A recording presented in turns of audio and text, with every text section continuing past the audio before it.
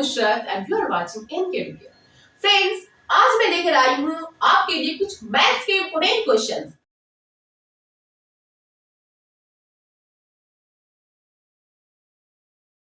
ऐसे question which is most expected questions जो chances हैं कि आपके एग्जामिनेशन में आ जाए for the CTET, for the coming CTET. This is very very important questions, selected questions है गाइस, आप इसे ध्यान से देखें. ये क्वेश्चंस बहुत ही इंपॉर्टेंट है. अगर आप इस तरह क्वेश्चंस कर लेते हैं देन आने वाले एग्जाम्स आपके लिए बहुत इजी होने वाला है. तो चलिए करते हैं क्वेश्चन नंबर 1 से शुरुआत. टोटल 10 क्वेश्चंस करेंगे, ओके? और ये क्वेश्चंस बहुत ही इंटरेस्टिंग है, बहुत ही इंपॉर्टेंट है. चलिए क्वेश्चन नंबर 1 देखते हैं. First is 7% of rupees 225 is equal to 7% of rupees 225. 225 का 7% क्या हो जाएगा? Just look here. 7% of 225 rupees. Rupees 225 का 7%. 7% means what? 7 out of 100. किसका? Rupees 225 का. So 100 से हम क्रॉस करेंगे. 5 2s are 10, 0. Now 5 4s are 20, 5 5s are 25. Now 5 4s are 20, 5 9s are 45, 7 9s are 63, 7 9s are 63. 63 को 4 से डिवाइड करेंगे, क्या आएगा? चलिए कर लेते हैं. 63 4 1s are 4, 6 minus 4 2, note down 3. 4 5s are 20, note down 3. 0 put करेंगे, यहाँ डेसिमल पुट करेंगे. 4 7s are 28, 10 minus 8 2, यहाँ 0 पुट करेंगे. 4 7s are 4 4s are 16, 4 5s are 20, 4 5s are 20. Answer आता है 15.75. सो कौन सा ऑप्शन करेक्ट होगा?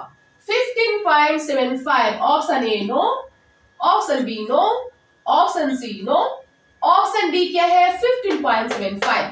Option D is correct. Option D हमारा करेक्ट है. अंडरस्टूड है? बहुत इजी. चलिए बढ़ते हैं नेक्स्ट क्वेश्चन की ओर.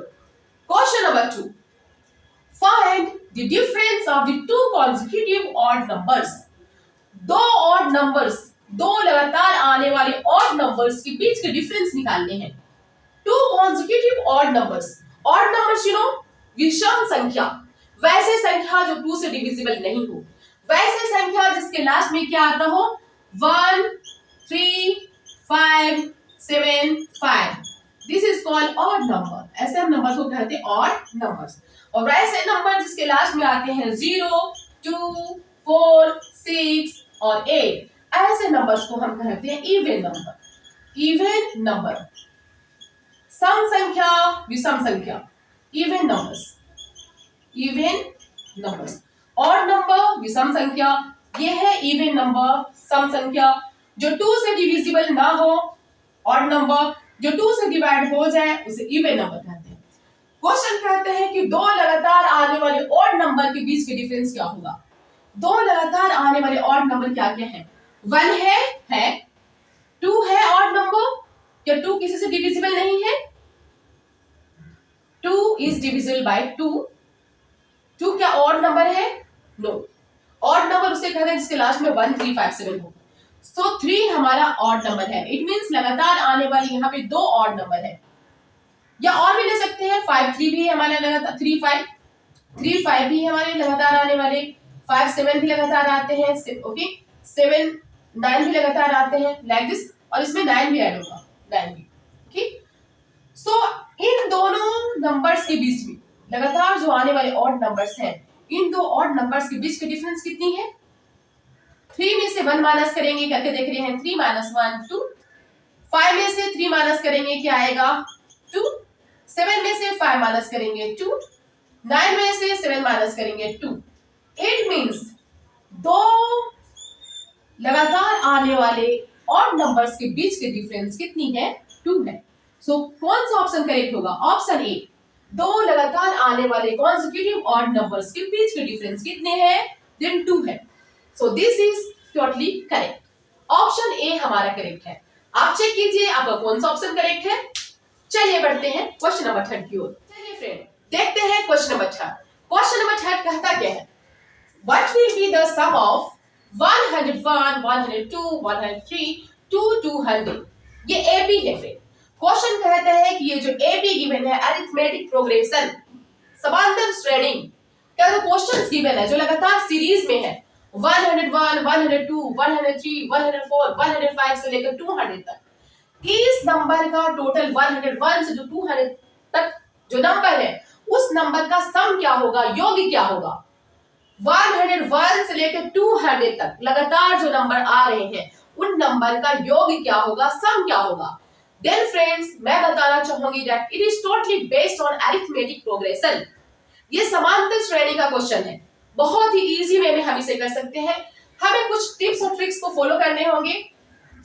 सबसे पहले हम देखेंगे कि इसमें हमारा ए क्या है, फर्स्ट क्या है, इसे A1 कहेंगे, A2 कहेंगे, A3 कहेंगे। तो A हमारा क्या है, फर्स्ट टर्म क्या है 101, A2 कितनी है 102, D निकालेंगे, D कितनी होगी 102 में से A2 में से A1 को माइनस करते हैं, A2 में से A1 को माइनस करेंगे, A2 में से A1 को माइनस करेंगे, 102 में से 101 को माइनस करेंगे, देन वी विल गेट 1। क्या आता है 1।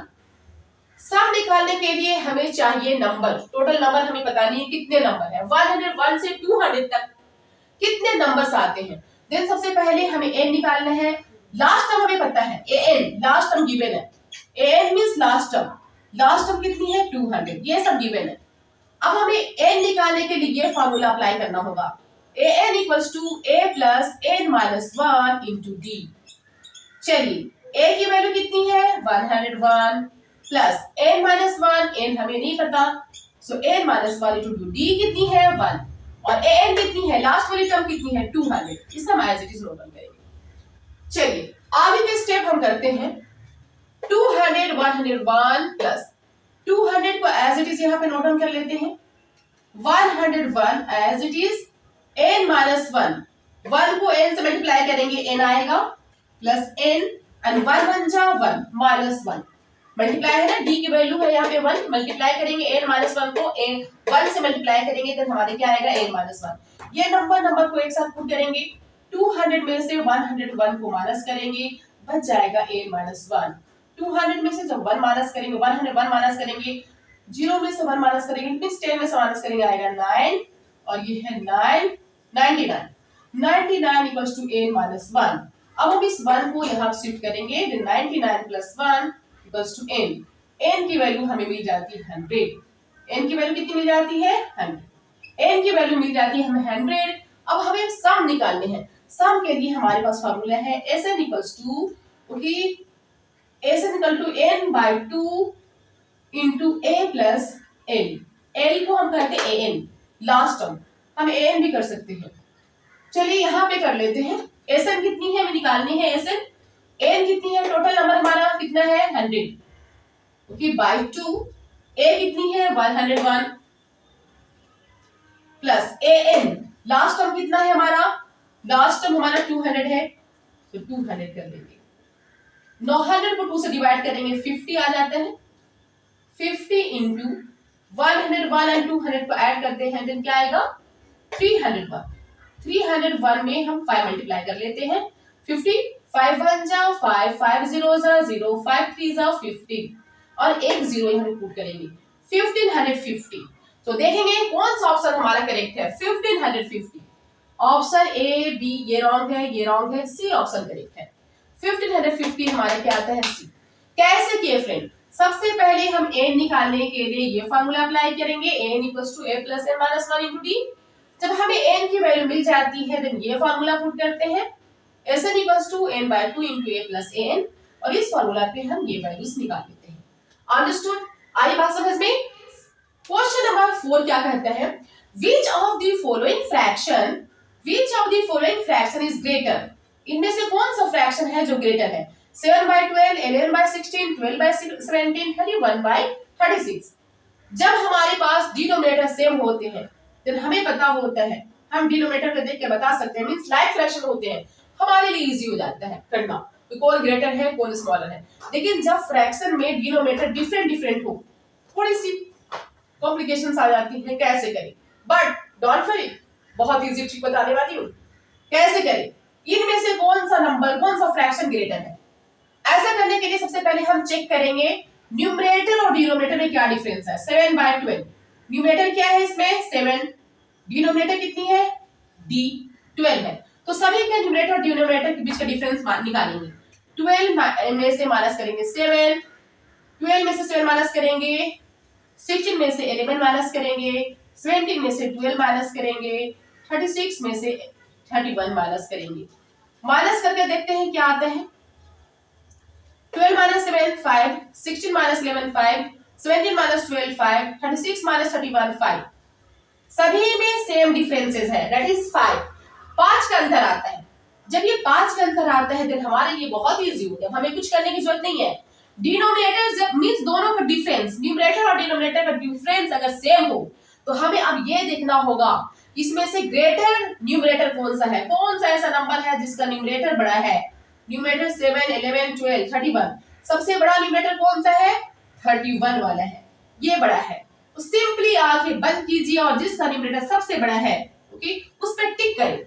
31/36 हमारा करेक्ट ऑप्शन होगा। सो 31/36 हमारा ये है correct option A, option A 31/36। चलिए फ्रेंड्स अब देखते हैं क्वेश्चन नंबर 5।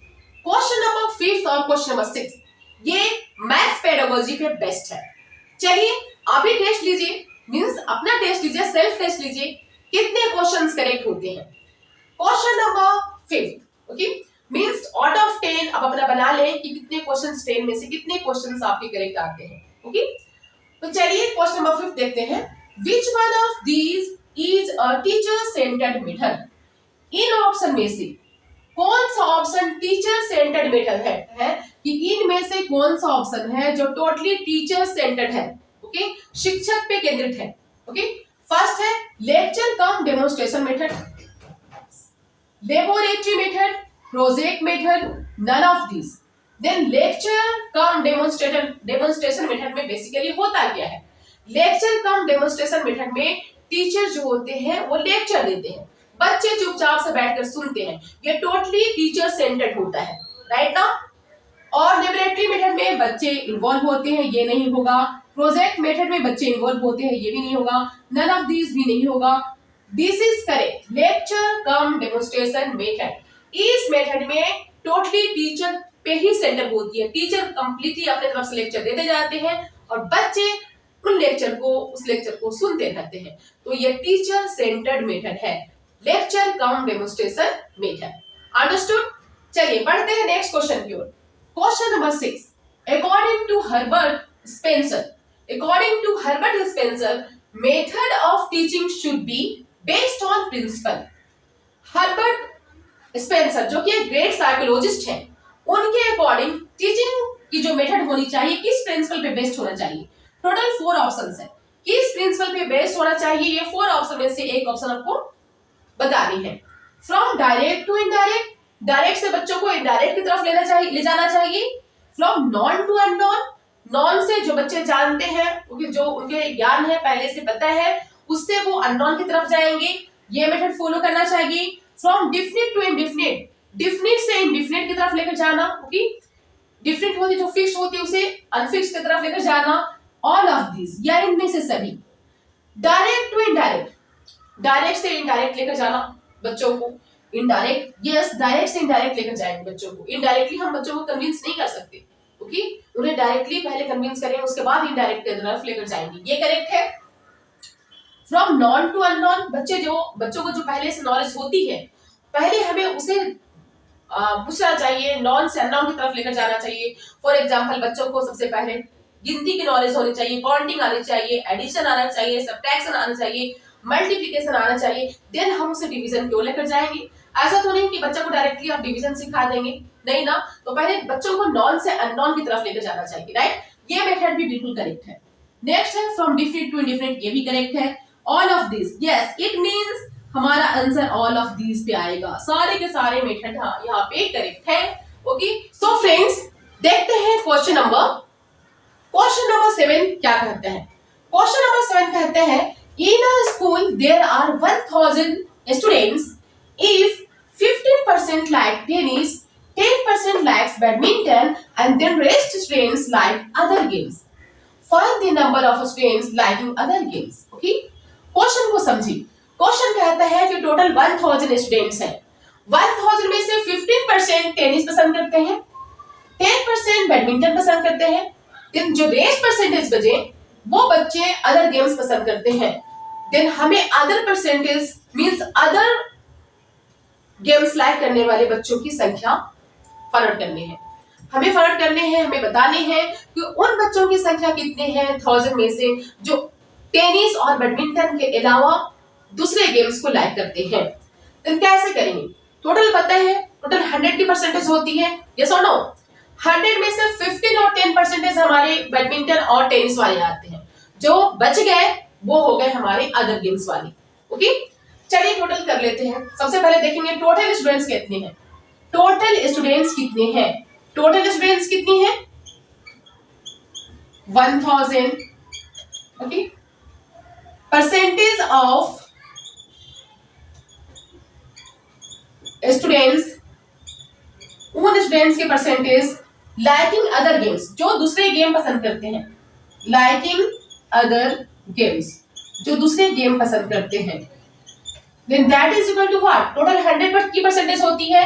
ओके, 100 में से 10% टेनिस और 15% बैडमिंटन, 15% टेनिस है और 10% हमारी बैडमिंटन है।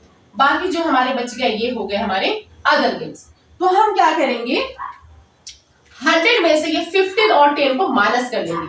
सो 100 माइनस 15 प्लस 10, 100 में से 15 और 10 को माइनस करेंगे, then 100 माइनस 25 इक्वल्स टू 25%।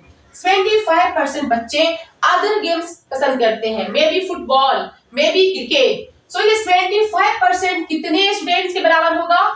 सो करेंगे number of students equals to, ये 25% equals to how many students? Other game पसंद करने वाले 25% है, और सो 25% वाले कितने स्टूडेंट होंगे? then 25% of 1000। 1000 का 25% कितना हो जाएगा?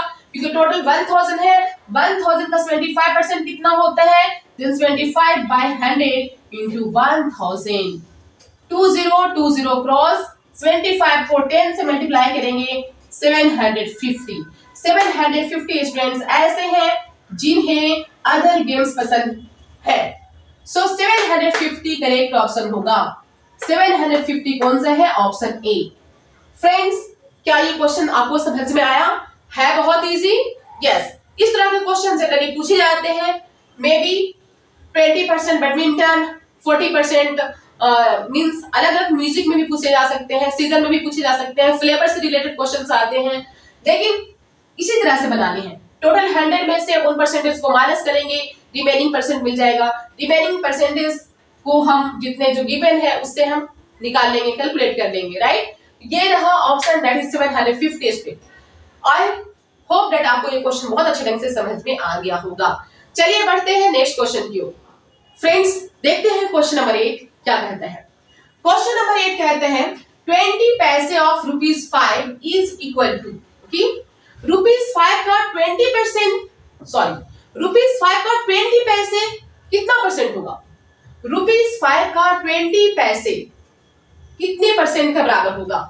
देन 20 पैसे of ₹5,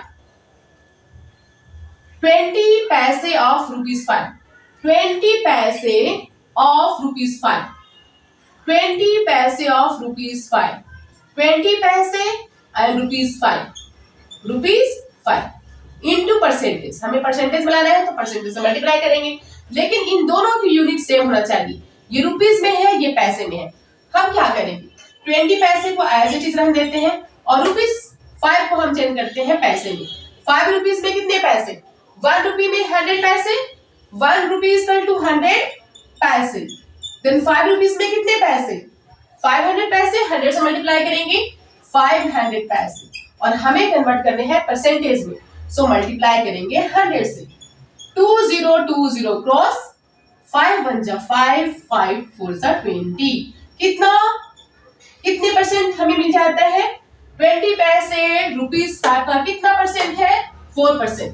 so which option is correct? कौन सा ऑप्शन करेक्ट है? A B C D। Option B 4%। Correct हमारा ऑप्शन है ऑप्शन बी। अंडरस्टूड? आई बात समझ में? 20 पैसे ऑफ ₹5, 20 बाई का फ्रैक्शन में कन्वर्ट करेंगे, 20 पैसे आउट ऑफ ₹5 इंटू 100। अंडरस्टूड? चलिए अब क्वेश्चन नंबर 9 क्या कहते हैं उसे भी समझ लेते हैं। क्वेश्चन कहता है Salma bought a watch at ₹60। Salma एक वॉच खरीदती है ₹60, ओके, 60 रुपीज में एक वॉच खरीदती है एंड सोल्ड इट एट ₹25 और उसे 25 रुपीज में बेच देती है। फाइंड द गेन और लॉस परसेंट। देन सलमा का मींस बेचने पर कितना परसेंट का लॉस या गेन होता है। कितने में खरीदती है सलमा, कितने में परचेस करती है? 60 रुपीज में। बेचती कितने में है? 25 रुपीज में, राइट? देन कितना लॉस और कितना गेन होगा और उसकी परसेंटेज हमें निकालनी है, गेन और लॉस परसेंट। तो सबसे पहले हम देखते हैं क्या क्या गिवन है। सीपी कितनी है, कितने में खरीदती है? 60 रुपीज। बेचते कितने में है? 75 रुपीज में। तो रिटर्न करेंगे सीपी इक्वल टू व्हाट? ₹60। कितने में खरीदती है? 60 रुपीज में। एसपी कितनी है, कितने में बेचती है? ₹25। देन जब हम ज्यादा में बेचते हैं, ओके, कम में खरीदते हैं, मीन जब एसपी हमारी ग्रेटर होती है सीपी से, ओके, कम में खरीदते हैं और ज्यादा में बेचते हैं, इट मींस क्या होती है? गेन। गेन हो गया। तो गेन कैसे निकालेंगे? Gain equals to gain by CP. गेन हो गया। तो गेन हम कैसे निकालेंगे? गेन को निकालने के लिए हम क्या करेंगे? एसपी में से सीपी माइनस करेंगे, 25 में से 60 माइनस करेंगे। देन कितना मिल जाता है हमें? 5 माइनस 0 5, 7 माइनस 1 7 माइनस 6 1, ₹15। 15 रुपीज की गेन। कितने का फायदा होता है? 15 रुपए का फायदा। लेकिन हमें सिर्फ गेन नहीं निकालने, गेन परसेंट निकालने हैं। यहाँ पे गेन होता है इसलिए हम गेन लिख दिए, यहाँ पे हमारा गेन आता है 40। लेकिन हमने देखा हमारा यहाँ पे 15 रुपीज का गेन होता है। अब हमें गेन परसेंट निकालने हैं। तो गेन परसेंट कैसे निकालेंगे? गेन परसेंट इक्वल्स टू होता है gain by CP into 100। Gain by CP into 100। Gain कितनी है? कितने का गेन होता है? कितने की प्रॉफिट? 15 रुपीज की। टोटल सीपी कितनी है? 60 रुपीज इंटू 100। 1010 क्रॉस, 10 से 10 क्रॉस कर दिए। 9 2 से 2 3 जा 6, 2 5 जा 10, 9 3 से 3 1 जा 3, 3 5 जा 15। 5 को 5 से मल्टीप्लाई करेंगे, 5 5 जा 25, 25%। 25% आएगा हमारा आंसर। सो ऑप्शन सी हमारा करेक्ट होगा। चलिए बढ़ते हैं क्वेश्चन नंबर 10 की ओर। क्वेश्चन नंबर 10 कहते हैं find the value of 3 to power 7 divided by 3 to power 4।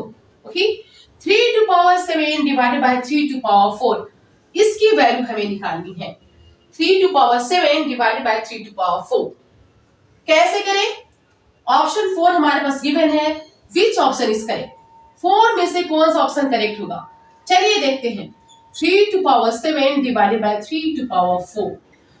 हम जानते हैं लॉज ऑफ एक्सपोनेंट से a to power m divided by a to power n equals to a to power m minus n। जब दोनों का base same हो और power different हो तो हम क्या करते हैं? एक बेस लेते हैं और दोनों पावर को माइनस करते हैं। सेम कंडीशन यहाँ पे है, दोनों के बेस सेम है, पावर डिफरेंट है। दोनों बेस में से एक बेस हम यहाँ पे रिटर्न करेंगे क्योंकि कॉमन बेस है और पावर को माइनस करेंगे। 7 में से 4 माइनस करेंगे, क्या आ जाएगा? 3 to power 7 में से 4 माइनस करेंगे 3 to power 3। 9 3 को हम 3 टाइम्स रिटर्न करेंगे। 3 3 जा 9, 9 3 जा 27। ऑप्शन कौन सा करेक्ट है? 27 आंसर आता है हमारा। Answer is 27। So I think हाँ yes, option A is correct. 27 हमारा ऑप्शन ए है। सो ऑप्शन ए आता है 27 and this is the correct answer. So friends, I hope आपको सारे क्वेश्चंस बहुत अच्छे ढंग से समझ में आ गए होंगे और बहुत इंटरेस्टिंग भी रहा। ओके, इस तरह से और वीडियोस मैं आपके लिए लेकर आऊंगी। लेकिन फ्रेंड्स, मैं आपको बताना चाहूंगी कि please do like, share and subscribe my videos so that I can give you more and more questions. मैं आपके लिए ज्यादा से ज्यादा वीडियो बना सकूं, आपके लिए और अच्छे अच्छे क्वेश्चंस ला सकूं। ओके, मिलते हैं नेक्स्ट वीडियो में। All the best.